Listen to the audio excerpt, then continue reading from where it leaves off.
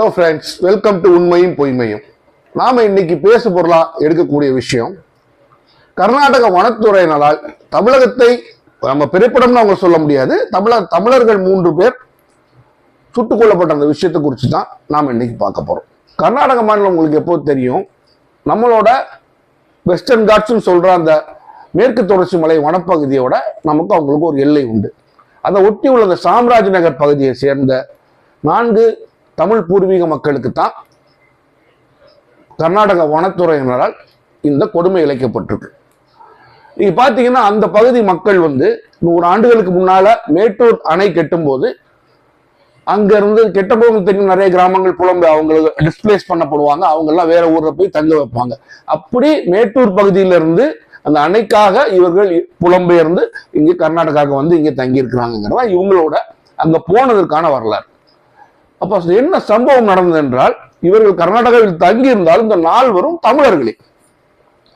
இந்த 4 பேரும் தங்களுடைய கால்நடைகள், உங்களுக்கு தெரியும் அந்த காட்டு பகுதியில் கால்நடைகள் மேய்ஞ்சிக்கிட்டு இருக்கும், காணாம போச்சுன்னா காட்டுக்குள்ள போய் தேடுறது ஒரு இயல்பான ஒரு வழக்கம் தான். இன்னொன்று பெரிய விஷயம் கிடையாது. நம்ம வீட்டுக்குள்ள வச்சு வைக்கோல் போட்டு வளர்க்குற மாதிரி வளர்க்க மாட்டாங்க. காட்டுல இருக்க மாடுகள்லாம் பாத்தீங்கன்னா காட்டுக்குள்ளதான் மேய விடுவாங்க. இன்றைக்கும் நீங்க பார்க்கலாம், நீங்க மசனகுடி சைட்லாம் போனீங்கன்னா அந்த காட்டு பகுதியை ஒட்டி அவங்க மேய்ச்சல் எல்லாம் பண்ணிக்கிட்டே தான் இருப்பாங்க. அப்போ அந்த மேய்ச்சல் இல்ல, அவங்க மாடு போச்சுன்னா உள்ள போய் தேடுற ஒரு இயல்பான விஷயம் தான். அப்படி தங்கள் தொலைந்து போன கால்நடைகளை ஆடையோ தேட போயிருக்கிறாங்கன்னு ஊர்க்காரங்க சொல்றாங்க. அந்த இடத்துலதான் இந்த நாள் வரையும் கர்நாடகா வனத்துறையினர் துப்பாக்கி சூடு நடத்திருக்கிறாங்க. அதுல 3 பேர் இறந்து போயிட்டாங்க. ஒருவர் இப்ப கவலைக்கு இடமா மைசூர் ஆஸ்பத்திரியில ட்ரீட்மெண்ட் அண்டர்கோ பண்ணிட்டு இருக்காருன்னு சொல்றாங்க. ட்ரீட்மெண்ட் எடுத்து கொண்டு இருக்கு அவருன்னு சொல்றாங்க.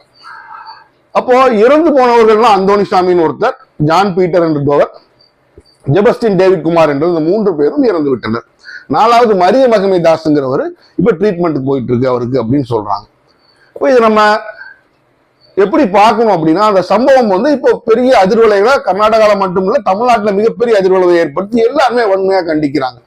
இறந்து போன அந்த 3 பேரும் காயப்பட்ட அந்த ஒருவரும் சேர்த்து மொத்தம் 4 பேரும் தமிழ்நாட்டை சார்ந்தவர்கள் இல்லை என்றாலும் அவர்கள் தமிழர்கள்.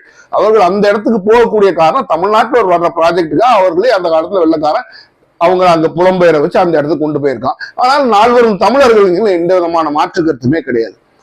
அப்போ இது கர்நாடகாவில் ஒரு பெரிய இஷ்யூவாக எப்படி சுட்டாங்க வனத்துறையினர், கவர்மெண்ட் சரியா ஃபங்க்ஷன் பண்ண மாட்டேங்குது, ராமலிங்க ரெட்டிங்கிற அந்த வனத்துறை அமைச்சர் பதவி விலகணும் அப்படின்னு சொல்லி அங்க ஒரு பெரிய போராட்டம் அவங்க சட்டசபையில் அமளித மொழியில் நடக்கத்தான் செய்யுது. தமிழ்நாட்டில் ஒரு மிகப்பெரிய விஷயமாக வந்திருக்கிறது. அப்போ இந்த விஷயம் வெளியில வந்தோன்னா, இறந்து போன அந்த 3 பேரும் தமிழர்கள், படுகாயமடைந்தவரும் ஒரு தமிழர் இருக்கும்போது தமிழக அரசியல் கட்சிகள்லாம் வன்மையாக அதை கண்டித்து கிளர்ந்தெழுந்தன.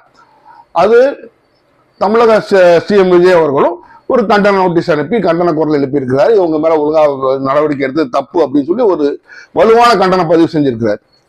அப்போ இந்த சம்பவம் எப்படி நடந்திருக்கலாம் அப்படின்னு நம்ம பார்க்கும்போது, இன்றைக்குமே நான் இதை ஒரு ஒரு என்மிட்டி பகைங்கிற விஷயத்துல நம்ம பார்த்து கொண்டு போறேன், நீங்க தப்பா நினைக்காதீங்க. ஆனா இன்றைக்குமே தமிழகத்திற்கும் கர்நாடகாவிற்கும் ஒரு காவிரி பிரச்சனை வரும்போது கர்நாடகாவில் தமிழர்களுக்கு விரோதமான வன்முறை வடிக்கிறது ஒரு இயல்பான ஒரு விஷயம். உங்களுக்கு தெரியும், பெங்களூர் கூட அடிச்சு துரத்தப்பட்டார்கள். இப்போ தமிழ்நாட்டின் கர்நாடகாவில் நிறைய பிரச்சனைகள் இருக்கு. ஒண்ணு இல்லை, முன்னாடி காவேரி வாட்டர் ரிலீஸ் பண்ற பிரச்சனை மட்டும்தான் இருந்துச்சு. இப்ப தண்ணீர் ரிலீஸ் பண்ற பிரச்சனை, மேகதாது பிரச்சனை, எக்கச்சக்கமான ஒரு பிரச்சனை நடந்துட்டு இருக்கு. இந்த பிரச்சனை கோர்ட் வரைக்கும் சென்று மிகப்பெரிய ஒரு அமளி துமளி ஏற்பட்டு தமிழக சிஎம் அங்க போறேன்னு சொல்லி வராதன் சிவகுமார் அங்குள்ள சிஎம் சொல்ல, அந்த அளவுக்கு இரு மாநிலங்களுக்கும் இடையிலான உறவு கம்ப்ளீட்டாக முறிந்திருக்கு போகிற அளவுக்கு இருக்குன்னு தான் நம்ம சொல்ல முடியும்.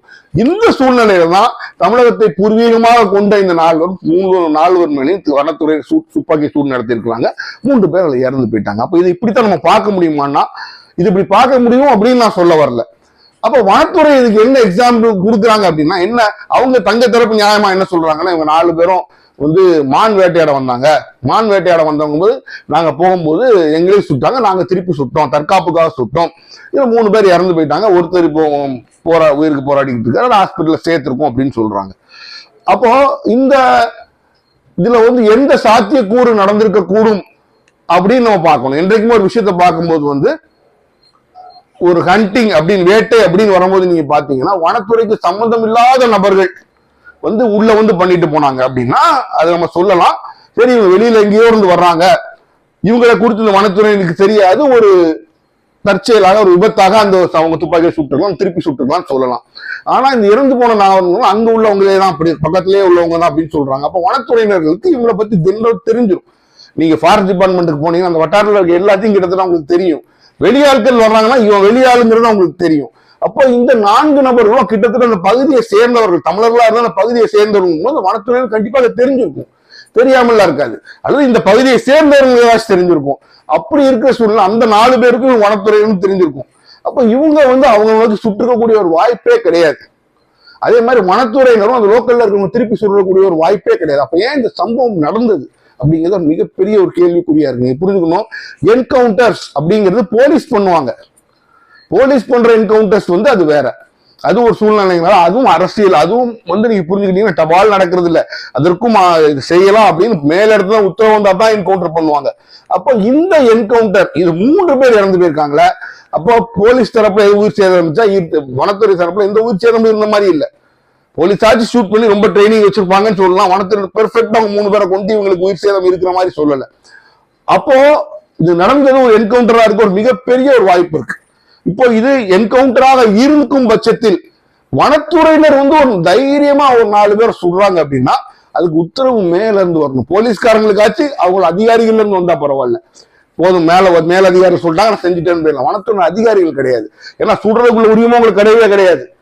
நீங்க அப்படியும் 3 பேர் சுட்டு கொள்றீங்கன்னா அப்போ உங்களுக்கு order from the highest level, higher லெவல்ல ஃப்ரம் த ஹையஸ்ட் லெவல் மிகவும் உயர்ந்த இடத்துல இருந்து உங்களுக்கு ஆர்டர் வந்திருக்கணும். வந்தா தான் அது என்கவுண்டர் பண்ணுவாங்க வனத்துறையினர். இதே மாதிரி சம்பவம் ஆந்திராலையும் நமக்கு செம்மரம் கடத்தினாங்கன்னு சொல்லி பல பேர் அடிச்சு கொண்டாங்க. அப்ப அதெல்லாம் அந்த அந்த கோஹெட்னு சொல்லுவாங்க. இதை செய் அப்படிங்கிற உத்தரவு, இப்படி செய்கிற உத்தரவு மேல இருந்து உள்ளதுலயே மேல இருந்து வந்தா தான் அவங்க அதை செய்வாங்க. அப்போ இந்த விஷயத்துல நிறைய கேள்விக்குறிகள் இருக்கிறது. அந்த ஊர் மக்கள் வெகுண்டெழுந்து அந்த ஆபீஸ் வனத்துறை ஆபீஸ் அடிச்சு நொறுக்கி இருக்கிறாங்க. அப்போ இதுல ஒரு பக்கம் காம்பன்சேஷன் கொடுக்கணும், அதிக காம்பன்சேஷன் கொடுக்கணும் போராடுறாங்க. இன்னொரு பக்கம் குறைய காம்பன்சேஷன் கொடுத்தாங்க பத்தாது, அவங்களுக்கு அரசாங்க வேலை கொடுக்கணும்னா போராடுறாங்க. இது ஒரு பக்கம் இருக்கட்டும். இந்த இழந்து போன அந்த உயிர்கள் எப்படி இழந்தன, அவங்க எப்படி கொல்லப்பட்டார்கள் நிச்சயமாக தெரியணும். நீங்க யோசிச்சு பாருங்க, ஒரு நபர் அதுவும் 4 பேர் வேட்டைக்காரங்க அப்படின்னு கணக்குப்படி சொன்னா அவங்க 4 பேர்ல 4 பேட்டி துப்பாக்கி, நமக்கு சில விஷயங்கள் இன்னும் கிளியரா வரல. 4 பேட்டி துப்பாக்கி இருந்துச்சா சுட்டவங்களை எப்படி நீங்க உயிர் போற அளவுக்கு சுடுவீங்க? 4வது நபர் ஹாஸ்பிட்டல் அட்மிட் ஆயிருக்காரு, உங்களுக்கு ஒன்றும் பெரிய லாஸ் இல்லை. அப்போ நடந்தது ஒரு என்கவுண்டரான்னு கேள்வி வரும்போது என்ன பண்ணிடணும், கர்நாடக அரசு ஸ்டெப் அவுட் பண்ணிடணும். அந்த 4 பேரும் இப்ப இந்த தமிழகத்துல எஸ்பெஷலி காவேரி விவகாரம் நடந்துட்டு இருக்க சமயத்துல இதுல உண்மை வெளியில வரணும்னா ஒரு நியூட்ரல் இன்வெஸ்டிகேட்டிங் ஏஜென்சி தான் இதை பண்ணணும். அப்போ அந்த நியூட்ரல் இன்வெஸ்டிகேட்டிங் ஏஜென்சிங்கிறது இன்னைக்கு இந்தியாவில் இருக்கிறதுல சிபிஐ தான். அப்போ சிபிஐ தான் எடுத்து பண்ண வேண்டும். யோசிச்சு பாத்தீங்கன்னா எல்லா சூழ்நிலையும் நம்ம பார்க்கணும். அப்படிங்கும்போது அவர்கள் வேற மாநிலத்திலிருந்து உள்ள வரவில்லை, அவர்கள் அந்த பகுதியை சேர்ந்த தமிழ் மக்கள் போது ஃபாரஸ்ட் டிபார்ட்மெண்ட்டுக்கு நன்கு அறிந்தவர்களாக தான் இருக்க வேண்டும். அந்த ஃபாரஸ்ட் டிபார்ட்மெண்ட்டுக்கு உள்ளூர்காரன் தெரிஞ்சும் அந்த 4 பேரை சுடுறாங்க அப்படின்னா அவங்க சுடுறாங்க இவங்களும் மாத்தி சுடுறாங்க சொல்றது நம்பக்கூடிய விஷயமாக இல்லை. இவன் இன்னைக்கு நேரத்துக்கு காட்டுக்கு போறவன்னா இவங்க உங்களை தெரியலன்னு சொல்லலாம். இவங்க பல ஆண்டுகளாக இருக்காங்க, பல ஆண்டுகளா காடுகளுக்குள்ள போயிட்டு வர்ற ஆட்கள் தான். அப்போ ஃபாரஸ்ட் டிபார்ட்மெண்ட்டுக்கு அவங்களுக்கு பழக்கம் இருக்கும். அவங்க அங்க இருக்கிறாங்கன்னு ஃபாரஸ்ட் டிபார்ட்மெண்ட்டுக்கு தெரியும், ஃபாரஸ்ட் டிபார்ட்மெண்ட் ஆட்கள் அங்க இருக்காங்க இவங்களுக்கும் தெரியும். அப்ப கைகலப்பு வரக்கூடிய வாய்ப்பே இல்லை. அப்போ துப்பாக்கி சூடு நடந்திருக்கு அப்படின்னு சொல்றது என்னால் ஏற்றுக்கொள்ள முடியாது. இன்னொரு மிக முக்கியமான விஷயம், இவங்க போயிட்டு வர்ற ஆட்களா இருக்கிறதுனால அவங்க வீட்டுல அவங்க வச்சிருக்க துப்பாக்கி வச்சிருந்தாங்க, லைசன்ஸ் இல்லாத துப்பாக்கி எல்லாம் வச்சிருந்தாங்க, கள்ள துப்பாக்கி எல்லாம் வச்சிருந்தாங்கன்னா அது ஃபாரஸ்ட் டிபார்ட்மெண்ட்டுக்கு தெரிஞ்சிருந்திருக்கும். அப்படி தெரியாம அவங்க துப்பாக்கி கொண்டு வந்தாங்கன்னா ஃபாரஸ்ட் டிபார்ட்மெண்ட் சொல்றது பொய்ன்னு அர்த்தம். ஏன்னா அவங்க வரவுரையில இருக்கிற இடத்துல கிட்டத்தட்ட போலீஸ் மாதிரி எல்லாத்தையும் ஃபாரஸ்ட் டிபார்ட்மெண்ட் தான் பண்ணுவாங்க. அப்போ அவங்க வீட்டுல செக் பண்ணுவாங்க, யார் வீட்டுல என்ன இருக்கு, யார் வீட்டுல எத்தனை பேர் இருக்காங்க, என்னென்ன இருக்காங்கன்னு தெரியும்.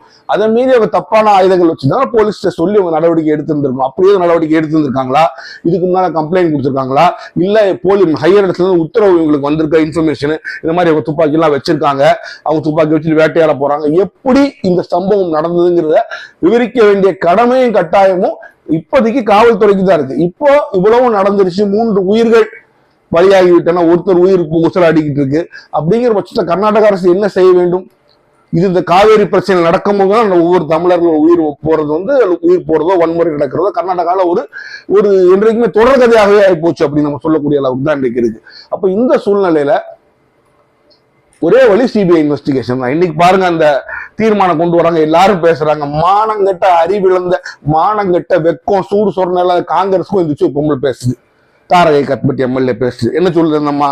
இந்த மாதிரி வன்மையா கண்டிக்க கூடியது, அது பண்ண வேண்டியது, கண்டிக்க கூடணும். உங்க ஸ்டேட் வேணுமா, நீங்க தானே ரூல் பண்றீங்க, அந்த ஃபாரஸ்ட் மினிஸ்டர் பதவி இறங்க சொல்லுங்க.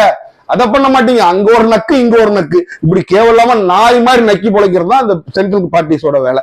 இதே அங்க பிஜேபி தான் அதான் நடந்திருக்குது. மத்திய கட்சிகள் என்னன்னா இங்க ஒரு நக்கு நக்குவாங்க, அங்க ஒரு நக்கு நக்குவாங்க, இப்படி நாய் மாதிரி எல்லா இடத்துலயும் வாய வைக்கிறவங்க தான் மத்திய கட்சி.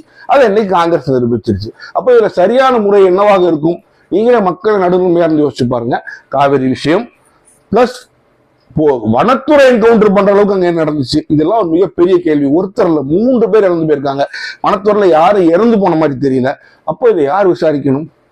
அரசாங்கம் சம்பந்தப்படாம ஒரு நபர் விசாரிச்சாதான் இது நிச்சயமாக நான் சொல்லுவேன், இது என்கவுண்டராக இருந்தால் நிச்சயம் என்கவுண்டராக தான் இருக்கும். இது அந்த என்கவுண்டரை நிச்சயமாக வனத்துறையோடு நிக்காது.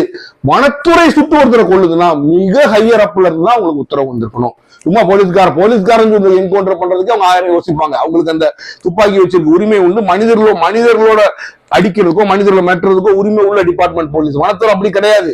அந்த வனத்துறை 3 பேரை சுட்டு கொள்றாங்க அப்படின்னா அப்போ அந்த உத்தரவு மிக மிக மிக ஹையர் அப்ஸ்ல இருந்து வந்திருக்கணும். அது யாருங்கிற முதற்கொண்டு உண்மை வெளியில வரணும்னா Karnataka police should step back. அவங்க இருந்து பின்னால போய் சிபிஐ விசாரணை வைக்கணும். அப்ப சிபிஐ விசாரணை வைப்பாங்க? கண்டிப்பா வைக்க மாட்டாங்க. அப்ப எப்படி வைக்க செய்யறது? அப்போ பாதிக்கப்பட்ட நபர்களை ஆர்கனைஸ் பண்ணி அவங்க மூலமா மனு ஃபைல் பண்ணி சிபிஐ வர வைக்க வேண்டிய வேலைகளை தமிழக அரசு கர்நாடகாவுக்குள்ள நடந்தாலும் அவருக்கு பூர்வீகமா தமிழக சார்ந்தவர்களை அந்த நடவடிக்கையை செய்யலாம், தப்பு கிடையாது. அதற்குள்ள சட்ட உதவிகள் அவங்களுக்கு கொடுத்து செய்ய வைக்கலாம், அது தவறு கிடையாது. அப்படி செஞ்சு சிபிஐ விசாரணை வந்தால்தான் இந்த விஷயத்தில் உண்மை வெளியே வரும். என்னை பொறுத்தவரை மேலோட்டமாக நாம் பார்க்கும் பொழுது இது ஒரு என்கவுண்டர் போல் தான் தோன்றுகின்றது. மக்கள் கூறுகின்ற விஷயத்தில் நியாயம் இருக்குமோ என்ற சந்தேகம் எழும் பொழுது அதை சிபிஐ தான் விசாரிக்க வேண்டும். மீண்டும் சந்திப்போம்.